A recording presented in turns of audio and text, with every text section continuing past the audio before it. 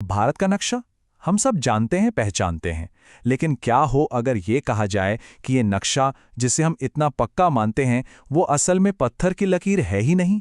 आज हम संविधान के उन्हीं पहले कुछ पन्नों को खंगालेंगे जो हमारे देश का एक तरह से ब्लूप्रिंट है, और देखेंगे कि इस नक्शे को बदलने की ताकत आखिर है किसके पास। एक सवाल है, जो नक्शा हम बचपन से अपनी किताबों में देखते आए हैं, क्या वो हमेशा से बिल्कुल ऐसा ही था?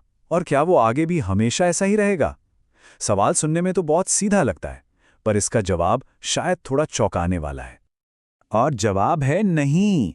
जी हां, भारत का अपना संविधान ये कहता है कि देश का नक्शा बदला जा सकता है। अजीब लगता है ना सुनने में, लेकिन हमारे संविधान निर्माताओं ने सोचिए कितनी दूर की सोची होगी। उन्होंने भविष्य की जरूरतों को ध्यान में रखकर इसे जानबूझकर ऐसा डिजाइन किया। चलिए समझते हैं कि ये होता कैसे है। तो शुरुआत करते हैं बिल्कुल पहले अनुच्छेद से, आर्टिकल 1। ये समझिए हमारे राष्ट्र की नींव का वो पहला पत्थर है जो सबसे पहले ये तय करता है कि भारत असल में है क्या। ये आर्टिकल 3 बहुत सीधी लेकिन बहुत गहरी बातें बताता है। पहली, हमारे देश के दो आधिकारिक नाम हैं, इंडिया और भारत। दूसरी बात कि इसका इलाका राज्यों और केंद्र शासित प्रदेशों से मिलकर बनता है। और तीसरी, जो कि सबसे जरूरी है, कि भारत राज्यों का एक संघ है, मतलब अ यूनियन ऑफ स्टेट्स। अब ये जो शब्द है ना, राज्यों का संघ, सुनने में तो बड़े सिंपल लगते हैं, पर भारत की एकता का पूरा राज इसी एक लाइन में छिपा है। इसका सीधा मतलब यह है कि भारत कोई ऐसा एग्रीमेंट नहीं है जो राज्यों ने आपस में मिलकर किया हो कि चलो जब मर्जी हुई तोड़ दिया। नहीं, ये एक अटूट बंधन है, यानी कोई भी राज्य अपनी मर्जी से देश से अलग हो ही नहीं सकता, सवाल ही नहीं उठता। इसी आइडिया को एक बहुत ही बढ़िया लाइन में समझाया जाता है, विनाशी राज्यों का अविनाशी संघ। अब इसका मतलब क्या हुआ? इसका मतलब है कि संघ यानी हमारा देश भारत, वो अविनाशी है, उसे कोई तोड़ नहीं सकता, वो हमेशा रहेगा।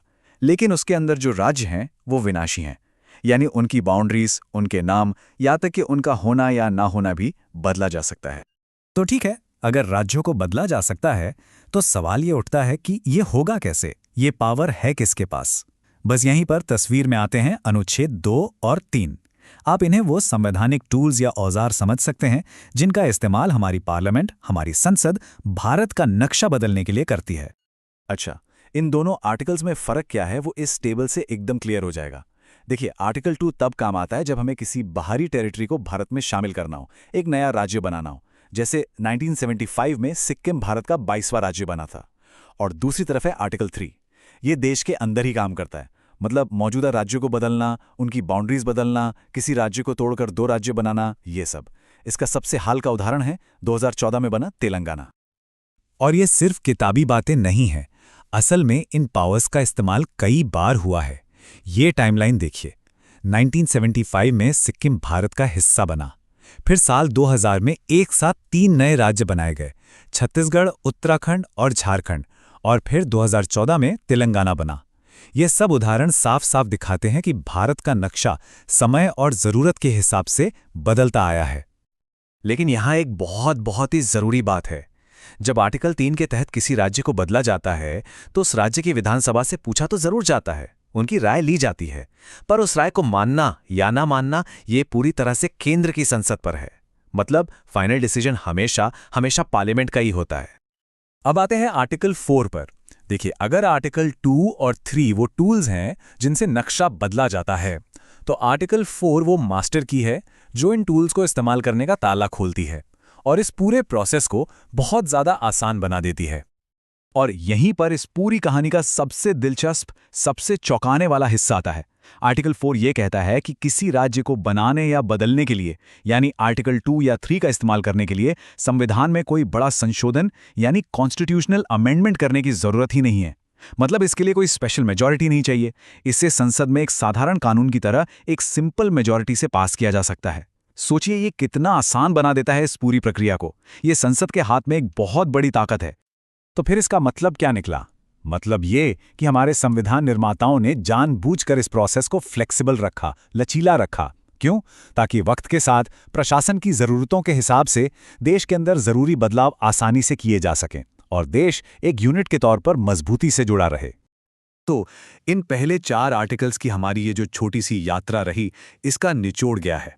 हमने एक ऐसे भारत को समझा जो बाहर से तो बिल्कुल अटूट है, अविभाज्य है, लेकिन अंदर से वो फ्लेक्सिबल है, जिसमें जरूरत के हिसाब से बदलने और विकसित होने की पूरी क्षमता है।